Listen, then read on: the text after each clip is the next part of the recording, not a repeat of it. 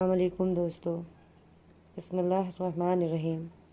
شروع کرتی ہوں اللہ کے نام سے جو بڑا مہربان نہایت رحم والا ہے۔ طہارت و نظافت کے آداب۔ خدا نے ان لوگوں کو اپنا محبوب قرار دیا ہے جو طہارت اور پاکیزگی کا پورا اہتمام کرتے ہیں، اور نبی صلی اللہ علیہ وسلم کا ارشاد ہے، طہارت اور پاکیزگی آدھا ایمان ہے۔ یعنی آدھا ایمان تو یہ ہے کہ آدمی روح کو پاک و صاف رکھے، اور آدھا ایمان یہ ہے کہ آدمی جسم کی صفائی اور پاکی کا خیال رکھے، اور روح کی طہارت و نظافت یہ ہے کہ اس کو کفر و شرک اور معصیت و ضلالت کی نجاستوں سے پاک کر کے صالح عقائد اور پاکیزہ اخلاق سے آراستہ کیا جائے، اور جسم کی طہارت و نظافت یہ ہے کہ اس کو ظاہر ناپاکیوں سے پاک و صاف رکھ کر نظافت اور سلیقے کے آداب سے آراستہ کیا جائے۔ نمبر 1، سو کر اٹھنے کے بعد ہاتھ دھوئیں، بغیر پانی کے برتن میں ہاتھ نہ ڈالیں، کیا معلوم سوتے میں آپ کا ہاتھ کہاں کہاں پڑا ہو۔ نمبر 2، غسل خانے کی زمین پر پیشاب کرنے سے پرہیز کیجیے، بالخصوص جب غسل خانے کی زمین کچی ہو۔ نمبر 3، ضروریات سے فراغت کے لیے نہ قبلہ رخ بیٹھیں اور نہ قبلے کی طرف پیٹھ کیجیے۔ فراغت کے بعد ڈلے اور پانی سے استنجا کیجیے یا صرف پانی سے طہارت حاصل کیجیے۔ لید اور ہڈی اور کوئلے وغیرہ سے استنجا نہ کیجیے، اور استنجا کے بعد صابن یا مٹی سے خوب اچھی طرح ہاتھ دھو لیجیے۔ نمبر 4، جب پیشاب پخانے کی ضرورت ہو تو کھانا کھانے نہ بیٹھیں، فراغت کے بعد کھانا کھا لیجیے۔ نمبر 5، کھانا وغیرہ کھانے کے لیے دایاں ہاتھ استعمال کیجیے، وضو میں بھی دائیں ہاتھ سے کام لیجیے، اور استنجا کرنے اور ناک وغیرہ صاف کرنے کے لیے بایاں ہاتھ استعمال کیجیے۔ نمبر 6، نرم جگہ پر پیشاب کیجیے تاکہ چھینٹیں نہ اڑیں، اور ہمیشہ بیٹھ کر پیشاب کیجیے۔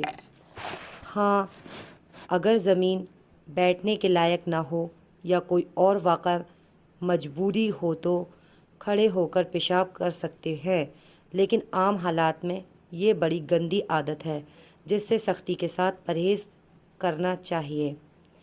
نمبر 7، ندی نہر کے گھاٹ پر، عام راستوں پر اور سائے دار مقامات پر قضائے حاجت کے لیے نہ بیٹھیں، اس سے دوسروں لوگوں کو تکلیف بھی ہوتی ہے اور ادب و تہذیب کے بھی خلاف ہے۔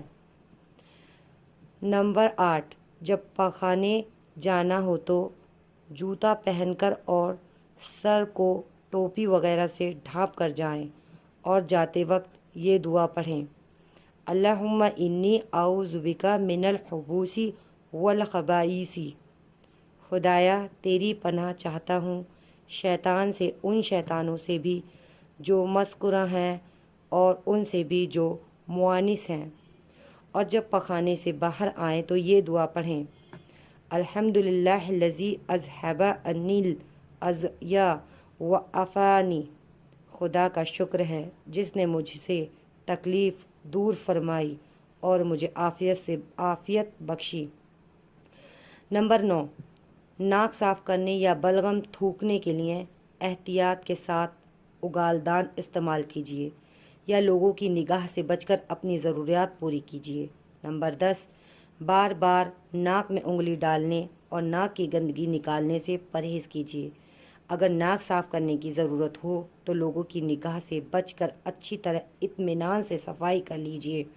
نمبر 11، رومال میں بلغم تھوک کر ملنے سے سختی کے ساتھ پرہیز کیجیے، یہ بڑی گناہی عادت ہے الا یہ کہ کوئی مجبوری ہو۔ نمبر 12، منہ میں پان بھر کر اس طرح باتیں نہ کیجیے کہ مخاطب پر چھینٹیں اڑیں اور اسے تکلیف ہو، اور اسی طرح اگر تمباکو کو اور پان کثرت سے کھاتے ہو تو منہ صاف رکھنے کا بھی انتہائی اہتمام کیجیے، اور اس کا بھی لحاظ رکھیے کہ بات کرتے وقت اپنا منہ مخاطب کے قریب نہ لے جائیں۔ نمبر 13، وضو کافی اہتمام کے ساتھ کیجیے، اور اگر ہر وقت ممکن نہ ہو تو اکثر باوضو رہنے کی کوشش کیجیے۔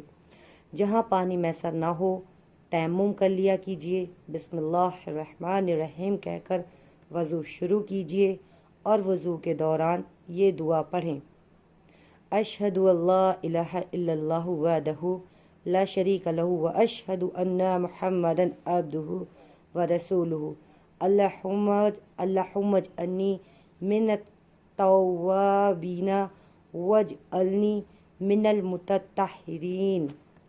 میں گواہی دیتا ہوں کہ خدا کے سوا کوئی معبود نہیں، وہ یکتا ہے اور اس کا کوئی شریک نہیں، اور میں گواہی دیتا ہوں کہ محمد صلی اللہ علیہ وسلم خدا کے بندے اور اس کے رسول ہیں۔ خدایا مجھے ان لوگوں میں شامل فرما جو بہت زیادہ توبہ کرنے والے اور بہت زیادہ پاک و صاف رہنے والے ہیں۔ اور وضو سے فارغ ہو کر یہ دعا پڑھیں: سبحانک اللہم و بحمدک اشہد ان لا الہ الا انت استغفرک و اتوب الیک۔ خدایا تو پاک و برتر ہے، اپنی حمد و ثنا کے ساتھ میں گواہی دیتا ہوں کہ کوئی معبود نہیں مگر تو ہی ہے، میں تجھ سے مغفرت کا طالب ہوں اور تیری طرف رجوع کرتا ہوں۔ نبی صلی اللہ علیہ وسلم کا ارشاد ہے، قیامت کے روز میری امت کی نشانی یہ ہوگی کہ ان کی پیشانیاں اور وضو کے اعضاء نور سے جگمگا رہے ہوں گے، بس جو شخص اپنے نور کو بڑھانا چاہے بڑھا لے۔ نمبر 14، پابندی کے ساتھ مسواک کیجیے۔ نبی صلی اللہ علیہ وسلم کا ارشاد ہے کہ اگر مجھے امت کی تکلیف کا خیال نہ ہوتا تو میں ہر وضو میں ان کو مسواک کرنے کا حکم دیتا۔ ایک مرتبہ آپ صلی اللہ علیہ وسلم کے پاس کچھ لوگ آئے جن کے دانت پیلے ہو رہے تھے۔ آپ نے دیکھا تو تاکید فرمائی کہ مسواک کیا کرو۔ نمبر 15، ہفتہ میں ایک بار تو ضرور ہی غسل کیجیے۔ جمعے کے دن غسل کا اہتمام کیجیے اور صاف ستھرے کپڑے پہن کر جمعے کی نماز میں شرکت کیجیے۔ نبی صلی اللہ علیہ وسلم نے فرمایا، امانت کی ادائیگی آدمی کو جنت میں لے جاتی ہے۔ صحابہ رضی اللہ عنہ نے پوچھا، یا رسول اللہ، امانت سے کیا مراد ہے؟ فرمایا، ناپاکی سے پاک ہونے کے لیے غسل کرنا، اس سے بڑھ کر خدا نے کوئی امانت مقرر نہیں کی ہے، پس جب آدمی کو نہانے کی حاجت ہو جائے تو غسل کرے۔ نمبر 16، ناپاکی کی حالت میں نہ مسجد میں جائیں اور نہ مسجد میں سے گزریے، اور اگر کوئی صورت ممکن ہی نہ ہو تو پھر تیمم کر کے مسجد میں جائیے یا گزریے۔ نمبر 16، بالوں میں تیل ڈالنے اور کنگھا کرنے کا بھی اہتمام کیجیے۔ داڑھی کے بڑھے ہوئے بے ڈھنگے بالوں کو قینچی سے درست کر لیجیے۔ آنکھوں میں سرما بھی لگائیے۔ ناخن تراشوانے اور صاف رکھنے کا بھی اہتمام کیجیے، اور سادگی اور اطلاعات کے ساتھ مناسب زیب و زینت کا اہتمام کیجیے۔ نمبر 18، چھینکتے وقت منہ پر رومال رکھ لیجیے تاکہ کسی پر چھینٹ نہ پڑے۔ چھینکنے کے بعد الحمدللہ، خدا کا شکر ہے کہیے۔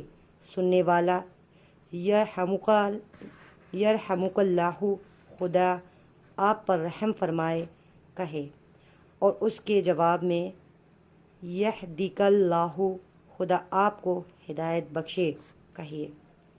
نمبر 19، خوشبو کا کثرت سے استعمال کیجیے۔ نبی صلی اللہ علیہ وسلم خوشبو کو بہت پسند فرماتے تھے۔ آپ صلی اللہ علیہ وسلم سو کر اٹھنے کے بعد جب ضروریات سے فارغ ہوتے تو خوشبو ضرور لگاتے۔